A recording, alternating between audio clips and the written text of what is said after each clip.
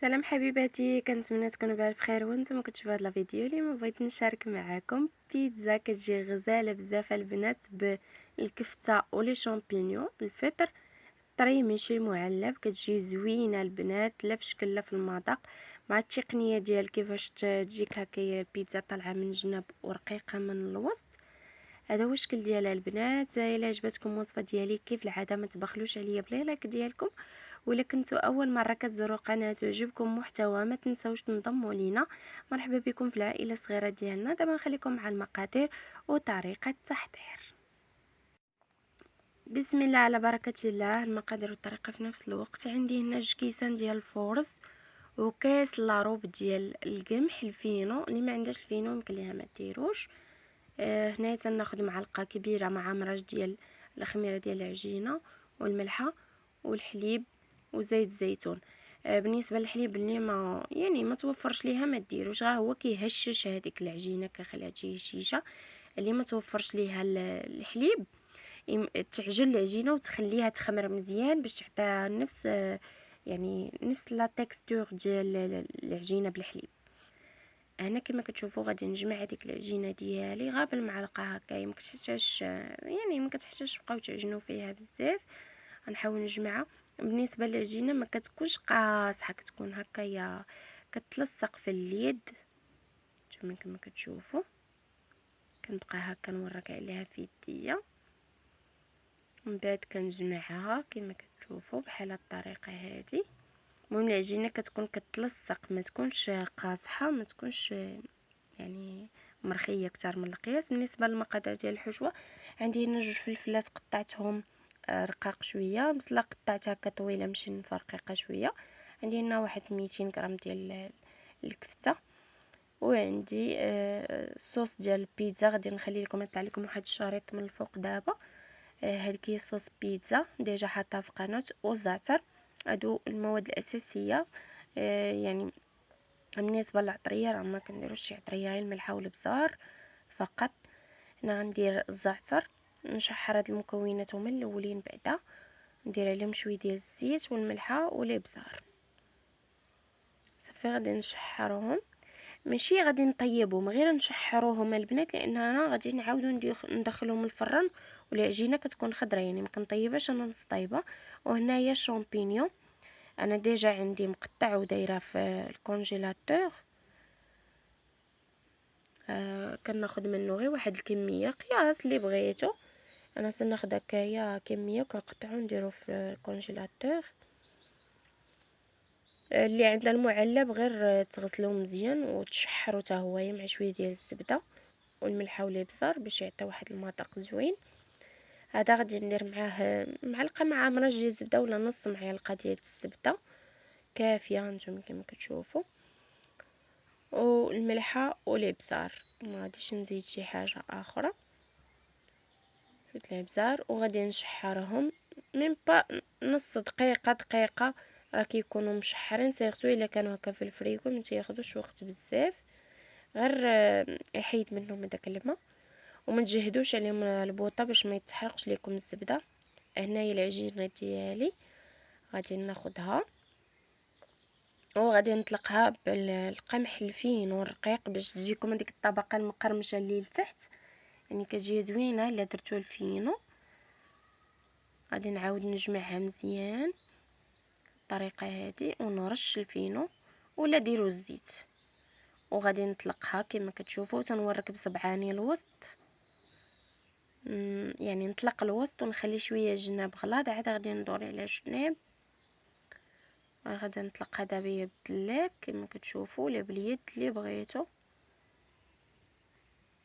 كما كتشوفوا كنحاول انني نورك الوسط ونخلي داك الجناب هكايا، باش منين تخمر يجيوني دوك الجناب طالعين. كنبقى تابعه دوك الجناب، عاود ما نخليهمش غلاظ اكثر من القياس. هانتوما كما كتشوفوا كنبقى تابعه بالصبع ديالي ونخليه غير شي شويه رقيق. ناخذ صينيه ولا مول ولا شوفوا فاش كطيبوا البيتزا.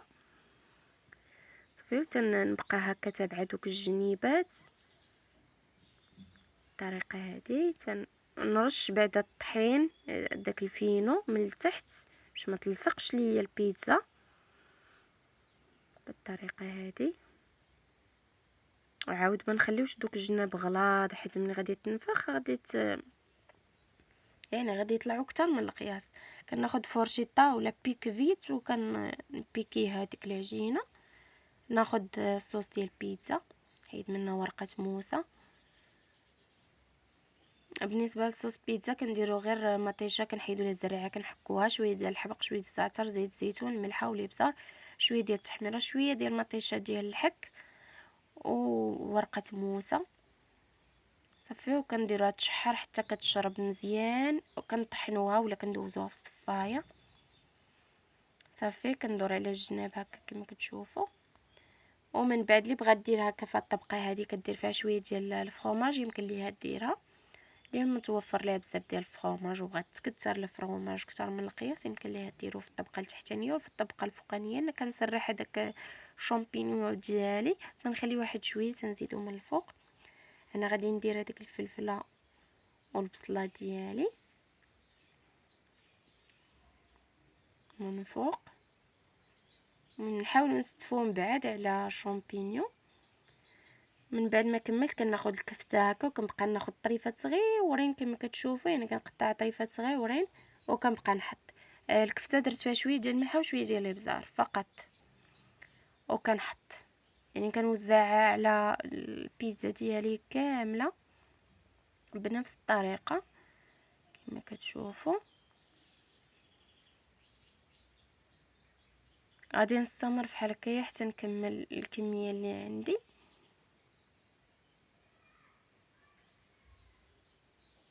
في هذه المرحله البنات يعني فاش كنبغي نبدا نطلق في العجينه ديالي كندير الفران يسخن. خاص ضروري البيتزا الفران يكون سخون. سير نجاح بيتزا الفران يكون سخون، ما يكونش بارد ويلا كتبدا طيب معاه. ماشي بحال الكيك، بيتزا كتبغي الفران يكون سخون صافي. هنا كنزيد هذاك الشامبينيون اللي كان باقي عندي، والزيتون الكحل الا مقطع ولا هكا زيتون صحيح كنحيدوه ليه غير العظم اللي بغيتو. اللي بغات دير الزيتون مقطع خضر يمكن ليها ديرو. هنا كندير واحد شويه ديال الزعتر من الفوق، ضروري رشيشه ديال الزعتر كتعطي واحد البنه زوينه البنات. وهنايا عندي شويه ديال السودانيه، الا كنتو غادي يعني كانوا غياكلوا معكم الوليدات صغار بلاش. انا هنايا راه درت جوج بيتزات، وحده درت فيها سودانيه وحده ما درتهاش. هنايا درت البيتزا ديالي في الفران. عندي الفرomاج موتزاريلا ولا فرماج حمر اللي بغيتو، يعني اللي كتبغيو تاكلوه صافي. غادي نحكو في الحكاكه الرقيقه. عندي هنايا 250 غرام ديال الفرماج، غادي نحكها في الحكاكه الرقيقه كما كتشوفوا. هنايا من بعد ما حكيت الفرماج ديالي وخرجت البيتزا ديالي، يعني طابت هنايا البيتزا البنات، البيتزا راها طابت. كنخلي الفران شاعل غير واحد شويه. فاش كندخلها كنطفيه، كنستف هذاك الفرماج على الوجه ديال البيتزا كامل صافي. كنرجعها للفران يذوب هذاك الفرماج ونخرجوها. وهذا هو الشكل النهائي ديال البيتزا كما كتشوفوا. كتجي زوينه، كتجي لاباط هشيشه، الشكل ديالها زوين، كيجيو دوك الجنيبات طالعين كما كتشوفوا، والوسط كيجي هكايا مسرح. هذا هو الشكل ديالها البنات. كتجي فحال الشكل ديال البيتزا هات. الا عجبتكم الوصفه ديالي كيف العاده ما تبخلوش عليا بلا لايك ديالكم. وإلا عجبكم المحتوى ديال القناه مرحبا بكم معنا.